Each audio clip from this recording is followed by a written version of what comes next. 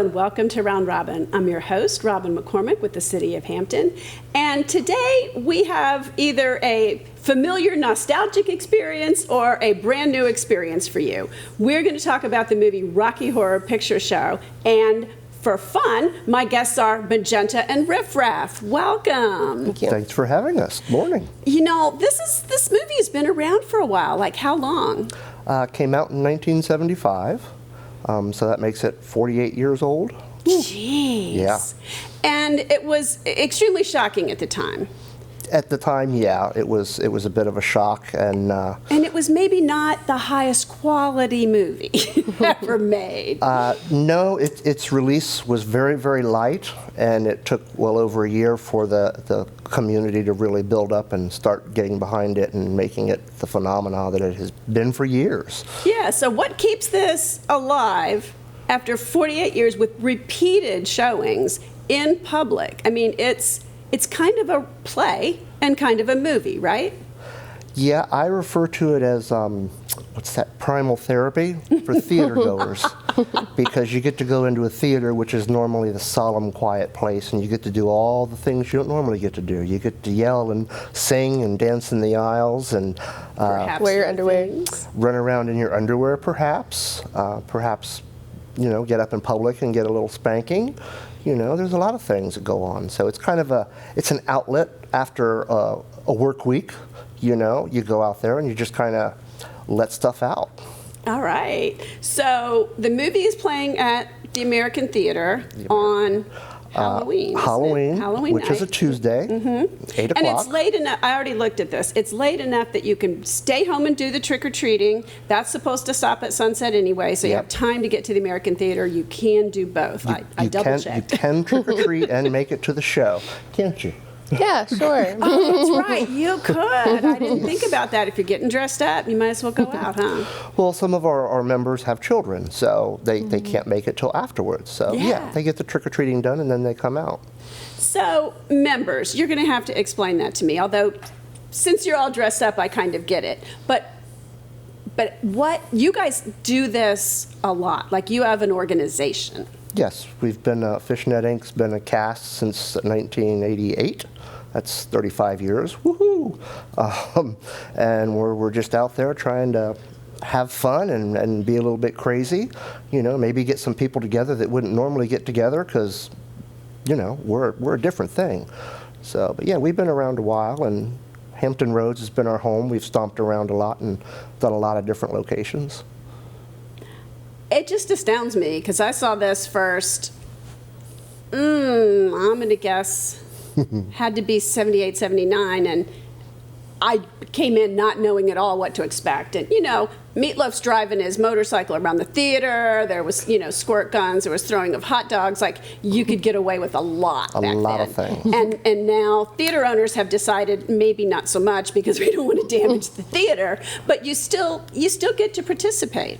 Yeah, well, we sell the prop bags, which has everything that you need to have fun in the show, and that way we can control how much is being brought in. Right. Instead of someone bringing in a 5-pound bag of rice, which we don't allow rice anymore. We make our own little foam rice. We make foam confetti. Do you really? Yes, we do. Yes, we do. We make, that is so good. 'Cause we make foam toast. I haven't been anywhere you can really throw stuff. Well, that's because a lot of people bring the perishables, so Right. they don't want you bringing real toast or mustard or hot dogs. So in some locations we give them a little squirt gun that's already full of water, so they have a few rounds to shoot in the air while it's raining, and then they have a souvenir to take home.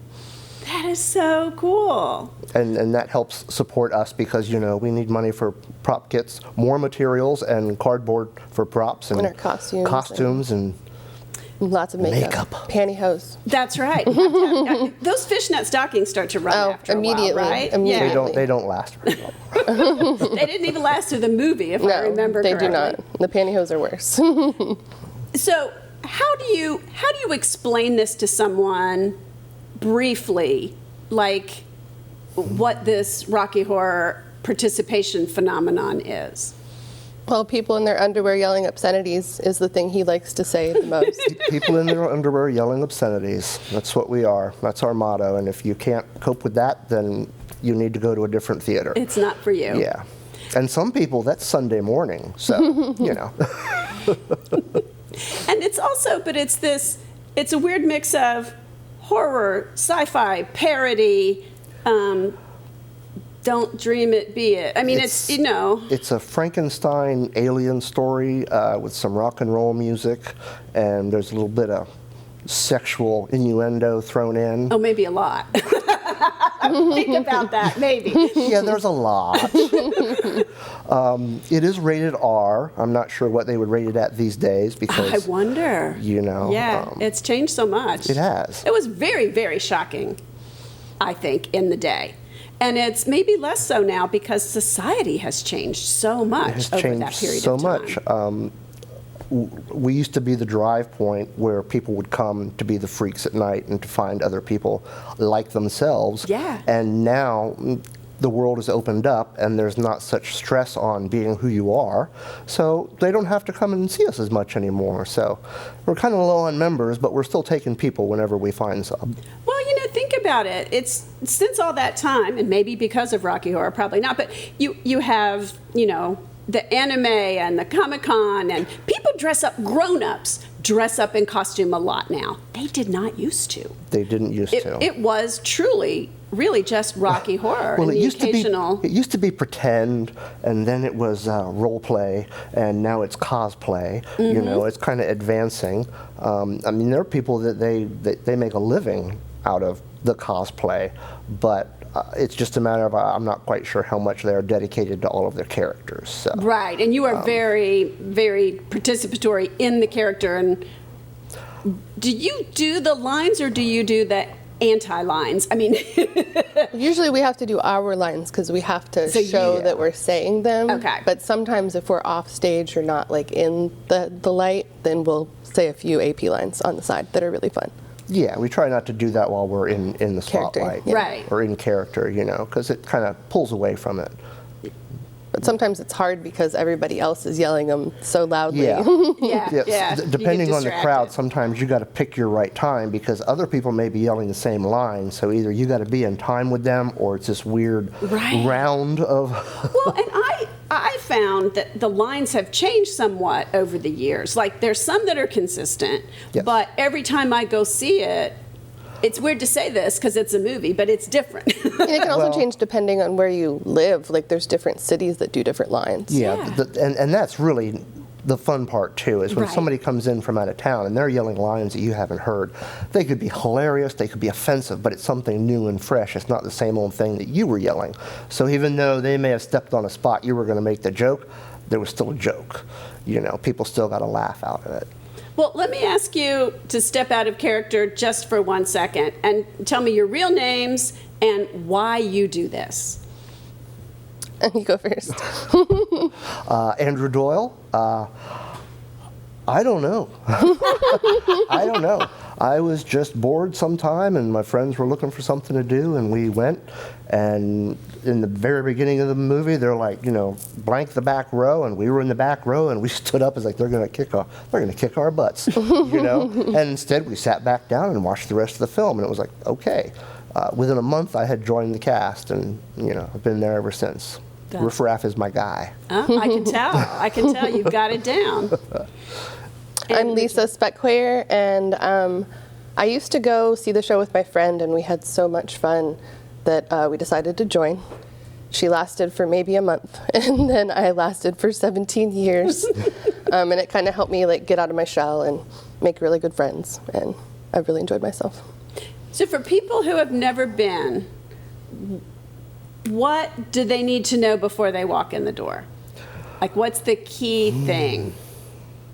Leave your ego at the door. I was going to say, make sure you wear a thick skin because it's just really awful sometimes when somebody gets offended by a line that is really not meant to harm anybody, you know.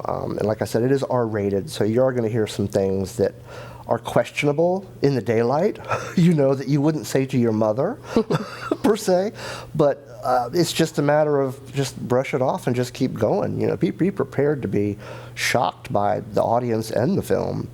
You know, I mean, like you said, the film's not quite as shocking as it used to be by today's standards, but still has a punch. Yeah, I guess it does. It still has meaning. Yeah, and it's funny because this was this sort of off-budget, weird parody thing that became a midnight show. These people became extremely famous. Like Oh. Barry Bostwick, Tim Susan Curry. Sarandon. I mean, these are people who have had long and storied careers, and Tim you picture them Curry. in their underwear. Yeah, and Tim Curry. Oh my gosh. There's a meme online about, you can tell a person by how they know Tim Curry. Which movie? Yeah, which movie you know him from, because he's branched out into so many different things. Spamalot. He did Spamalot. It was awesome. Yeah, they're amazingly talented, but they were so young when they did this. And like I said, a couple years ago, we got to meet Barry Bostwick. He came to one of our locations, and He was very it funny. was really fun spending the day with him. He's just a regular guy. He's just really great and down to earth, and hung out for like 4 or 5 hours in the afternoon. He was doing autographs for people and photo ops, and then the film started, and I actually got to spank him. Oh, Twice. nice.